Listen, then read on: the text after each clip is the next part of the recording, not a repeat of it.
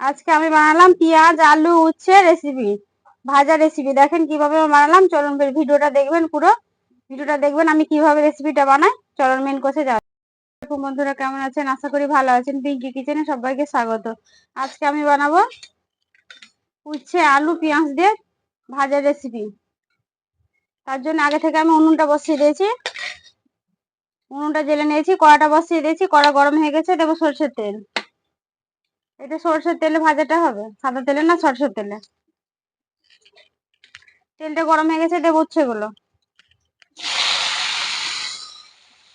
Skip না করে পুরো ভিডিও দেখবেন, দেখার জন্য অনুরোধ রইল।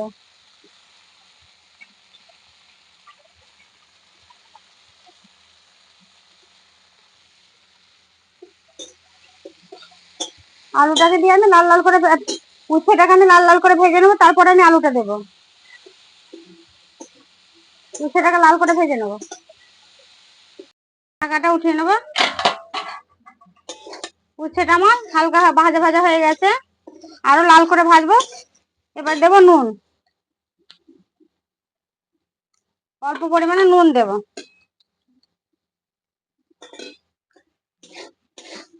দেবো, নেড়ে নেড়ে লাল লাল করে ভেজে নেবো, আর ঢাকা দেবো না, এভাবে ভেজে নেবো, লাল করে ভেজে নেবো। দেখেন উচ্ছেটা আমার ভাজা হয়ে গেছে। এবার দেবো বেশি করে পেঁয়াজ কেটেছি, পেঁয়াজ আর আলু দিয়ে দেবো এর মধ্যে।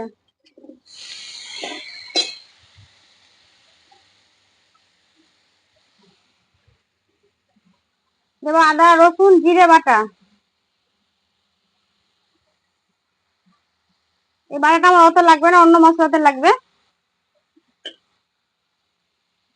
এবার দেবো লঙ্কা গুঁড়ো,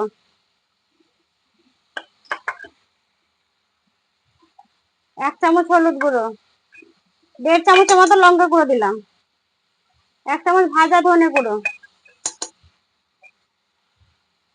আগে অল্প পরিমাণে নুন দিয়েছিলাম, তার জন্য 1 চামচ নুন দিয়ে দিলাম।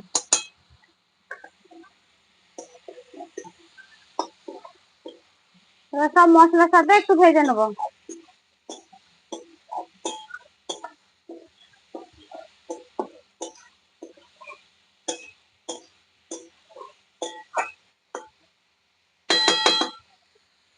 এবার অল্প ঢাকা দিয়ে দেবো সেদ্ধ হওয়ার জন্য। ঢাকাটা উঠিয়ে নেবো।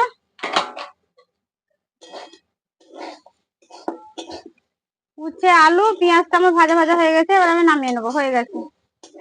দেখেন বন্ধুরা কি সুন্দর হয়েছে। কেউ যদি ইউটিউব থেকে দেখে থাকেন অবশ্যই সাবস্ক্রাইব করে, ফেসবুক থেকে দেখে থাকলে পেজটাকে ফলো করে একটা লাইক দিয়ে সাথে থাকবে।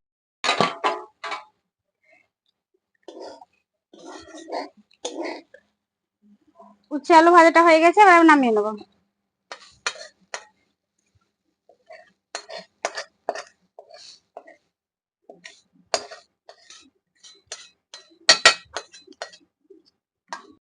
ভাতটা নিয়ে চলে এসেছি, উচ্ছে আলু ভাজাটা দিয়ে আমি ভাতটা খেয়ে দেখাবো।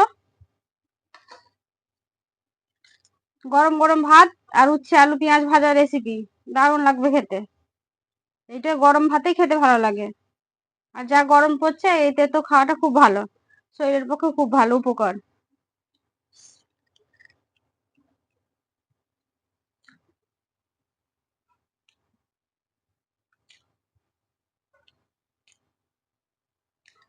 এভাবে উচ্ছে আলু একবার ভাজা করে খেয়ে দেখবেন, দারুণ স্বাদের হয়।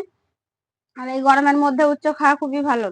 সুস্থ থাকবেন, সাবধানে থাকবেন, ভালো থাকবেন। পুরো ভিডিও দেখার জন্য ধন্যবাদ।